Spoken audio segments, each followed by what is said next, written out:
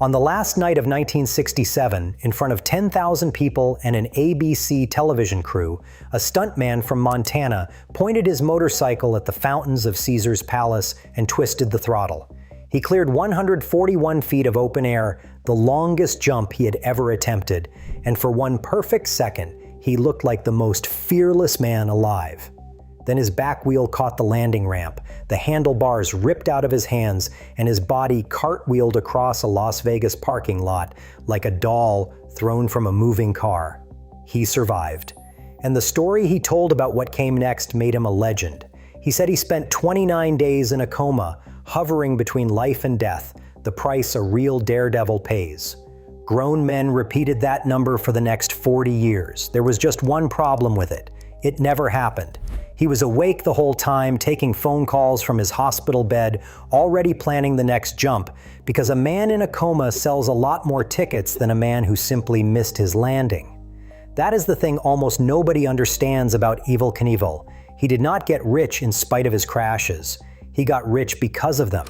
He had figured out something darker and smarter than anyone gave him credit for, that in America, you could sell your own destruction, over and over, for more money than most people see in a lifetime.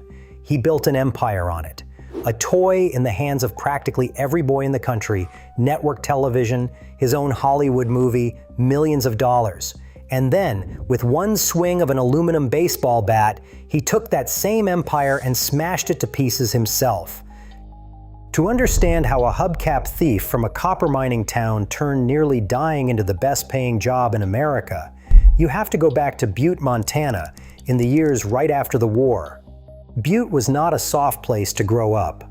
It was a copper town, built on top of one of the richest mineral deposits on Earth, and the men who lived there spent their days a mile underground pulling ore out of the dark. It was loud, dangerous, hard-drinking, and proud of all three. That was the world that shaped the boy who had been born Robert Craig Knievel on October 17, 1938, and you can hear Butte in everything he did for the rest of his life.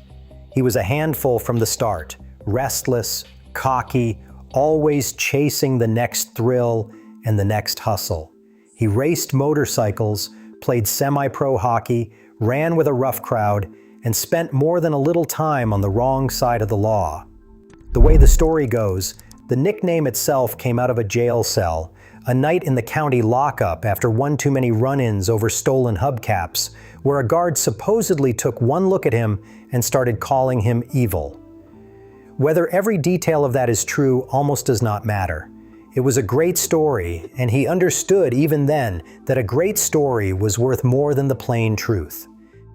Because here is what young Knievel figured out early. He was never going to make real money underground or selling insurance or doing any of the ordinary things Butte had to offer. What he had instead was nerve, a motorcycle, and a gift for making people watch. So in the mid-1960s, he stopped chasing regular work and started chasing crowds. In 1965, he pulled together a small troupe he called Evel Knievel's Motorcycle Daredevils, riding through walls of fire and alongside speeding cars at county fairs and racetracks across the West. When the troupe fell apart, he went solo, and that is when he learned the lesson that would define him. In 1966, on one of his first solo dates, he jumped his motorcycle over two parked pickup trucks in Indio, California, small stuff by the standards of what was coming. But he noticed something at those early shows that most performers never let themselves admit. The crowd did not come to watch him land. They came for the possibility that he would not. A clean jump earned a polite cheer. A wreck earned gasps, headlines, and a bigger crowd the following weekend. Most men would have taken that as a warning. Knievel took it as a business model. He started jumping over anything that would draw a gasp, a box of live rattlesnakes and a pair of mountain lions in one early stunt, then longer and longer rows of cars, each crash a little more spectacular than the one before. He was still small time, he was still broke, but he had found the engine that would carry him all the way to the top, and it ran on the one fuel nobody else was brave enough or crazy enough to burn: his own body. There was one more thing he understood that his rivals did not, and it had nothing to do with motorcycles. Knievel grasped that the show was never really about the jump. It was about the man. So he built the man. He gave himself a name that sounded like a comic book villain, dressed himself like a patriotic superhero, and spoke in the tall, swaggering language of someone who genuinely believed he could not be killed.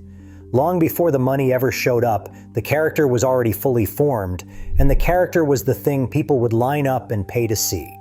All he needed now was a stage loud enough to introduce it to the whole country. By 1967, small time was not enough. Knievel wanted a stage big enough to make the whole country look, and he found it in the newest, gaudiest place in America. Caesar's Palace had just opened on the Las Vegas Strip, all marble and Roman columns and a long row of enormous fountains out front. He decided he was going to jump those fountains, 141 feet of them, the longest leap he had ever tried, and he decided the world was going to watch him do it.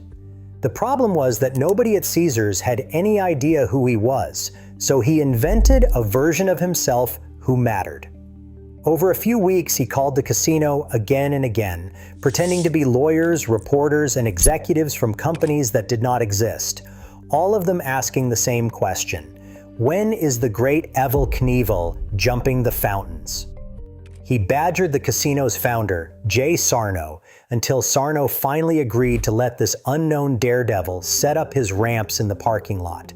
Knievel had conjured his own importance out of thin air and talked his way onto the biggest stage in the country, and he had not jumped a single fountain yet. On December 31st, 1967, roughly 10,000 people gathered to watch, and the cameras of ABC's Wide World of Sports pointed straight at the ramps. Knievel came screaming down the runway on a Triumph, hit the takeoff, and for a moment it was perfect. He sailed up over the water in his white leathers, the fountains jetting beneath him, the crowd already rising to cheer. Then the physics went wrong. He came down a fraction short and a touch too slow, and the rear wheel slammed into the top edge of the landing ramp instead of clearing onto the downslope. The bike stopped. He did not. The handlebars tore out of his grip, and he went over them at close to 90 miles an hour, hammering into the asphalt and tumbling across the parking lot while his riderless motorcycle cartwheeled away and nearly took out the spectators. The injuries were real, and they were brutal. A crushed pelvis, a broken femur, fractures through his hip and his wrist and both ankles, and a concussion that knocked him cold.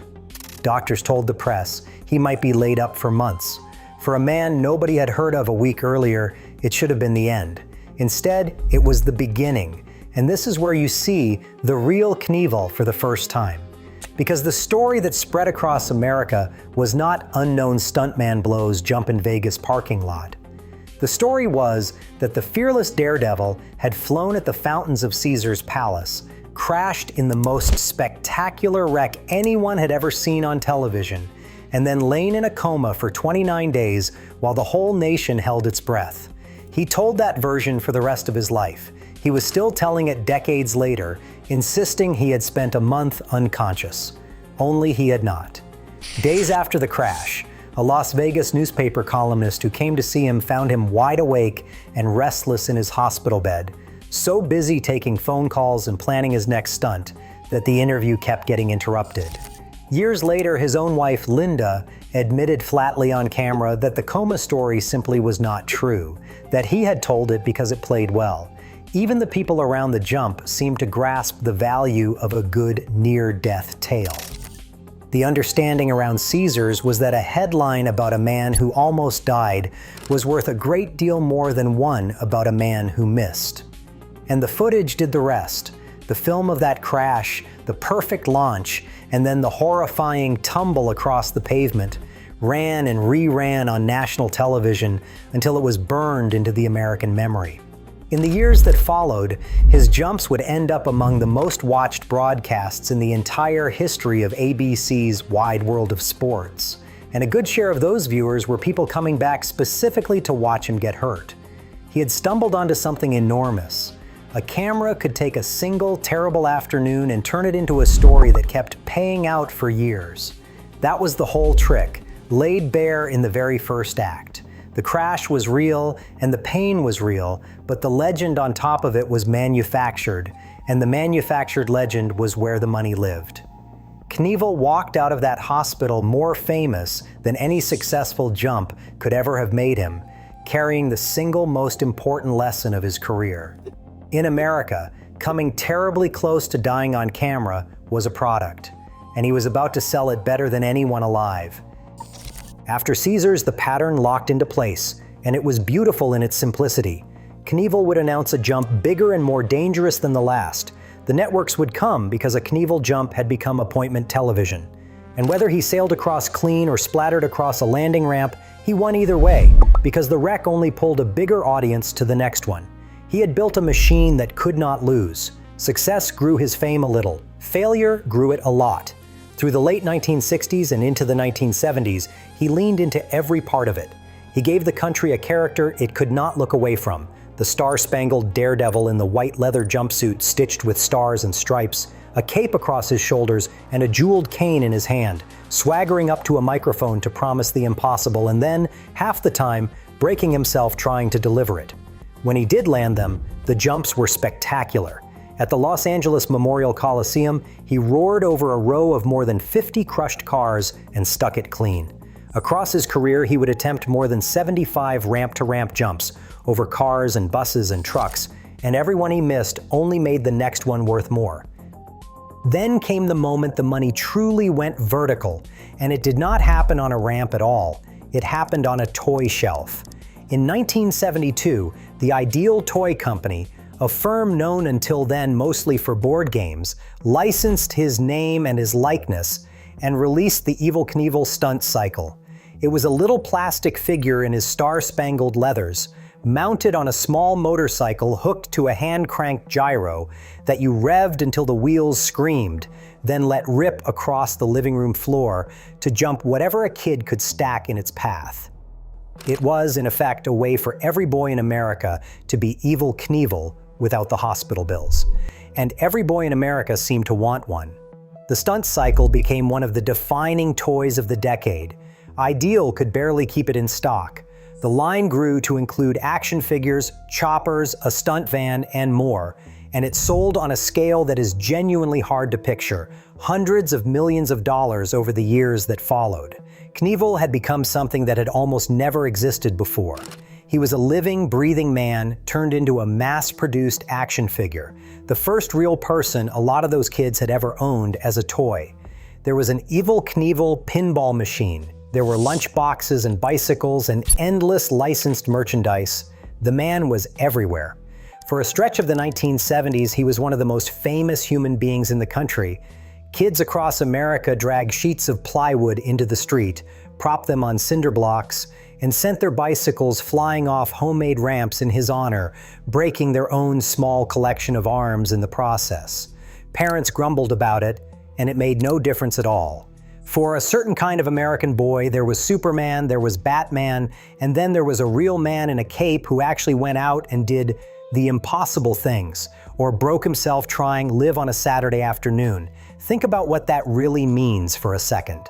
A restless kid from Butte who could barely hold down a job had turned himself into a national brand, and he had done it in about the strangest way a person could, by being the one man in America most willing to get badly hurt in public. Every time he limped up to a ramp with fresh steel pins in his arm, he was reminding the audience of exactly what was at stake. And the stakes were the whole reason they were watching. The broken bones were the product. And the audience was huge and quietly honest with itself about what it actually wanted. Tens of millions of people tuned into those broadcasts, and while every one of them would have sworn they were hoping he made it, the ratings told a different story. The jumps he crashed pulled the biggest numbers of all. Knievel understood this better than anyone alive. He was not some fool who kept accidentally getting hurt. He was a showman who saw with total clarity that fear was the thing he was selling, and that a daredevil who never got hurt would have nothing to sell at all. For the fear to stay real, the danger had to stay real, which meant the injuries had to be real too. If you love the machines and the impossible people who climbed on them and pointed them at the sky, That is the whole reason this channel exists, so consider subscribing and riding along for the rest of the story. Because Knievel was about to attempt the single most famous stunt of his entire life, and it would turn out to be the perfect proof of everything he had learned. It would be enormous, it would make him a fortune, and it would be a complete and total failure. He had simply run out of things a motorcycle could jump, so he went looking for something no motorcycle ever could. The idea had been rattling around in his head for years. If he had conquered the motorcycle, then the only prize left was to jump something no motorcycle could ever cross: a canyon. For a while, he talked about the Grand Canyon itself, until the government made it clear that was never going to happen on federal land. So he set his sights on a gorge in Idaho instead, the Snake River Canyon, a mile-wide scar in the earth roughly 1,600 feet across and hundreds of feet deep. On September 8, 1974, he was going to fly across it. Here is the detail that still trips people up, the thing half the people who think they know the Evel Knievel story get completely wrong. The most famous jump of his life was not a motorcycle jump. No motorcycle on Earth could clear a canyon that wide, and he knew it. So he had an engineer build him a machine called the SkyCycle X2, which was less a bike than a small steam-powered rocket, a metal tube with a seat and a parachute, aimed up a long ramp at the canyon's edge like a missile pointed at the far rim. The promotion was enormous, and so was the payday. More than 30,000 people packed the site above the canyon. The event was beamed to theaters across the country on closed-circuit television, the kind of pay-per-view spectacle usually reserved for heavyweight title fights. By the time the smoke cleared, the Snake River jump would put something on the order of $6 million in his pocket, the single richest day of his career. By the morning of the jump, the whole country was paying attention. Reporters had descended on the little town of Twin Falls, Idaho. The canyon rim had turned into a chaotic sun-baked festival, tens of thousands of people baking in the heat while vendors sold Knievel shirts and Knievel hats. This was the summit of everything he had built, the biggest crowd, the biggest purse, the biggest risk of his life. Whether he crossed the canyon that afternoon or died trying to, the tickets had already been sold and the cameras were already rolling. And then he lit the rocket. It roared up the ramp and shot into the sky, trailing steam. And for one instant, it looked like he might actually do the impossible. But almost immediately, something went wrong. The parachute deployed far too early, right off the ramp, blossoming open while the SkyCycle was still climbing. Instead of streaking across the gorge, the machine slowed, arced over, and began to drift, floating down into the canyon like a leaf on the wind. It settled near the bottom, close to the water's edge, on the wrong side of the river entirely. He never reached the far rim. He never even came close. The crowd felt cheated. The people who had paid to watch a man cross a canyon had instead watched a rocket sputter and sink into it. His own promoter later described walking down to the canyon floor, half expecting to find a body, and finding instead a very much alive Knievel waving up at them from the mud. By any honest measure, it was a flop. And for some of his fans, something shifted that day. This was supposed to be the ultimate proof of his courage, and instead it had been a rocket ride that ended in a whimper at the bottom of a ditch. A crack had appeared in the legend, except here is the part those disappointed fans missed entirely. When the accounting was done, Evel Knievel had failed in front of the whole world to do the one thing he had promised to do, and he had walked away roughly $6 million richer for it. The jump did not need to succeed. It only needed to happen on camera with death on the table. He had taken the lesson from that Caesars parking lot and blown it up to the size of a canyon. The failure was never a problem to be survived. It was, once again, exactly what he was selling. For a few more years, the machine kept running, but a machine that runs on a man's body can only run for so long, and Knievel's body had been keeping a receipt for every single jump. By the mid-1970s, the bill for all of it was coming due, and it arrived in two forms. The first was written on his skeleton. By the end of 1975, Knievel had broken so many bones that the Guinness Book of World Records handed him a title no sane person would ever want: most broken bones in a lifetime, a staggering 433 fractures. He had been through more than a dozen major surgeries, his body held together in places by steel plates, pins, and screws. He had spent years of his life, all told, in hospital beds. In 1975, he jumped a long row of London double-decker buses at Wembley Stadium, came down hard, crashed yet again, and had to be helped to his feet, where he took the microphone and told the enormous British crowd he was finished, that he would never jump again. Then, of course, he jumped again. The show and the money and the machine did not allow for a real retirement. But the injuries were catching up faster than the fame now, and the man was running out of body to sell. The second bill was the one he never saw coming, and it was the one that finally destroyed him. The cruel joke is that Hollywood had just spent millions of dollars painting him as a saint. In June of 1977, Warner Brothers released a movie called Evel Knievel, with Evel playing a lightly fictionalized version of himself.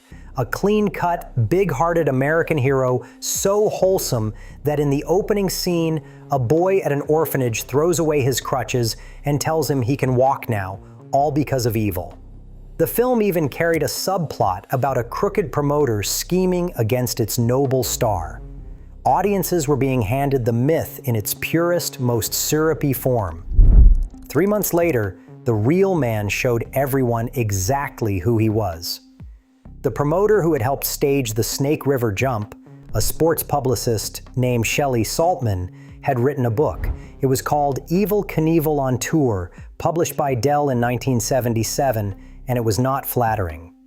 Drawing on the time he had spent close to Knievel during the Canyon promotion, Saltman described a hard-drinking, pill-using man who could be cruel to his own family, a portrait that landed a very long way from the caped hero on the movie posters. Knievel was enraged. His lawyers leaned on the publisher so hard that the book was pulled from shelves, its remaining copies made nearly impossible to find. He had silenced the story. It still was not enough for him. On September 21, 1977, in the parking lot of the 20th Century Fox studio lot in Los Angeles, Knievel found Saltman. One of Knievel's own arms was still in a cast, broken during a botched rehearsal for a stunt over a tank of live sharks earlier that year. It did not slow him down. With the help of an associate, he came at Saltman with an aluminum baseball bat and started swinging. Saltman threw up an arm to protect his head, and Knievel shattered it, breaking it so badly that it would need a permanent steel plate and would never work the same again. There was no myth big enough to survive that. This was not a daredevil risking his own body for a cheering crowd. This was a famous man ambushing an unarmed one in a parking lot and crippling him with a bat over a book. Knievel pleaded guilty and was sentenced to 6 months. A civil court later ordered him to pay Saltman a judgment of $12.75 million, money that Knievel simply never paid. Saltman spent time in intensive care and carried the damage in that arm for the rest of his life. And for all the millions the court awarded him, he collected almost none of it. But the deeper wound was the one Knievel had inflicted on himself. For a decade, he had sold the country a hero, a rebel with a code, a patriot in a cape who risked everything and answered to no one. In one ugly afternoon in a parking lot, he had proven that the part about answering to no one was the only part that had ever really been true. And the empire he had spent a decade building on the idea that he was a hero came apart in a matter of weeks. Harley, which had backed him for years, pulled its sponsorship. Ideal, whose toy version of him sat in millions of American homes, terminated the license and stopped making the toys. The endorsements dried up. The networks cooled. The man who had turned himself into a brand watched that brand evaporate, and not because he had crashed one too many times. The crashes had never been the real danger. The real danger was always going to be who he actually was underneath the cape. By 1981, he had filed for bankruptcy. The last chapter was long and quiet and sad. His body, wrecked by all those fractures and surgeries, kept failing him. Somewhere along the way, Most likely through a blood transfusion after one of his many crashes, he contracted hepatitis C, which eventually destroyed his liver and forced a transplant in 1999. In his final years, he lived tethered to an oxygen tank, swallowing dozens of pills a day and sucking on lollipops laced with fentanyl just to manage the pain from a lifetime of landings on concrete. On November 30th, 2007, Knievel died in Clearwater, Florida. He was 69 years old. And when the lawyers opened the estate of the man whose face had sold hundreds of millions of dollars in toys, who had earned a fortune launching his motorcycle over the American imagination, they found almost nothing left. His estate held assets of around $12,500, set against debts running into the tens of millions. He had spent his entire life convincing the world he was cheating death for glory. The truth was quieter and stranger, and a great deal more American than that. He had figured out exactly what the country would pay a fortune to see, and it was the genuine, on-camera chance that this time he might not get back up. So he sold that chance, jump after jump and crash after crash, for everything he was worth, until there was nothing left to sell but himself. He was the greatest daredevil who ever lived, and in the end, the only empire he could not outjump was the one he tore down with his own two hands.